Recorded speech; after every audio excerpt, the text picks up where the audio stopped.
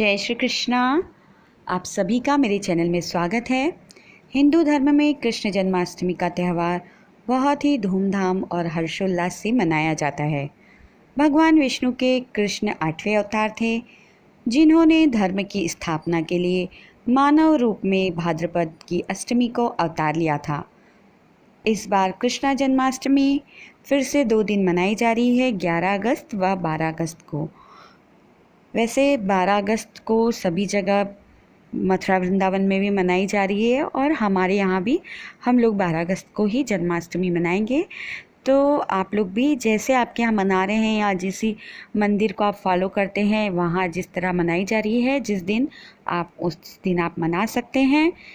इस दिन भक्तजन उपवास रखते हैं, मंगल गीत गाते हैं और नंद के आनंद भयो जय कन्हैया लाल की गाने के साथ भगवान का जन्म कराते हैं। आइए जानते हैं किस तरह भगवान कृष्ण का जन्म कराते हैं और इनकी पूजन सामग्री में किन किन चीज़ों का होना आवश्यक होता है। तो सबसे पहले हम जानते हैं जन्माष्टमी की पूजन सामग्री के बारे में।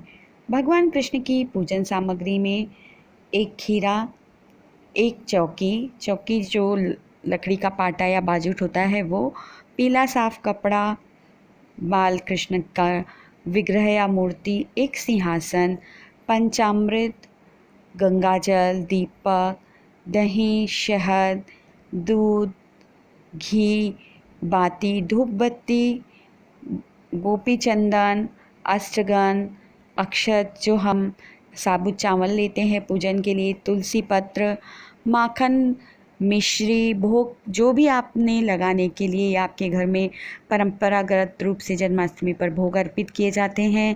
आप 56 भोग, 11 भोग, 108 भोग, जो भी आपकी भोग सामग्री है वे सब की तैयारी आप कर लीजिए। इसके बाद आती है बाल गोपाल की श्रृंगार सामग्री की बारी।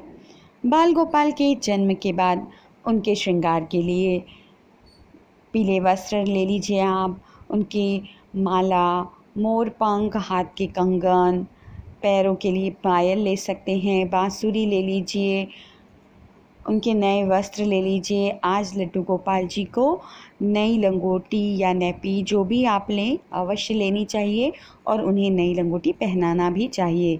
हाथों के लिए कंगन ले लीजिए आदि जो भी आप श्रृंगार, लड्डू गोपाल जी तो श्रृंगार प्रिय हैं, जो श्रृंगार आप उनका रेगुलर करते हैं, बस ध्यान रहे संभव हो तो सभी सामग्री आप उनके श्रृंगार की नई ले लें। लेकिन इस बार की परिस्थितियाँ कुछ अलग हैं, तो जो आपसे बन पड़े आप उनके श्रृंगार सामग्री ले सकते हैं। अब आती है बारी की उनका जन्मोत्सव पूजन जो रात को होता है वो कैसे करें। बाल गोपाल का जन्म रात में 12 बजे के बाद होगा। सबसे पहले आप दूध से, उसके बाद दही, फिर घी, फिर शहद से और उसके बाद शक्कर बूरे से उनका स्नान कराएं। उसके बाद गंगा जल से अभिषेक किया जाता है, ऐसा शास्त्रों में बताया गया है। स्नान कराने के बाद आप मन में भक्ति भाव रखते हुए बिल्कुल छोटे बच्चों की तरह उन्हें लंगोटी जरूर पहनाएं। जिन चीज़ों से बाल गोपाल का स्नान हुआ है उसे पंचामृत बोला जाता है। पंचामृत को प्रसाद के रूप में बांटा जाता है। फिर भगवान कृष्ण को नए वस्त्र पहनाए जाते हैं। यदि आपके पास दक्षिणावर्ती शंख हो तो आप लड्डू गोपाल जी को उसी से पंचामृत स्नान और जल से स्नान कराएं, ये बहुत ही शुभ माना जाता है। भगवान के जन्म के बाद मंगल गीत भी गाए जाते हैं, तो आप मंगल गीत गाएं। कृष्ण जी को आसन पर बैठाकर उनका श्रृंगार करें, उनके हाथों में चूड़ियाँ, गले में वैजंती माला, सिर पर मोर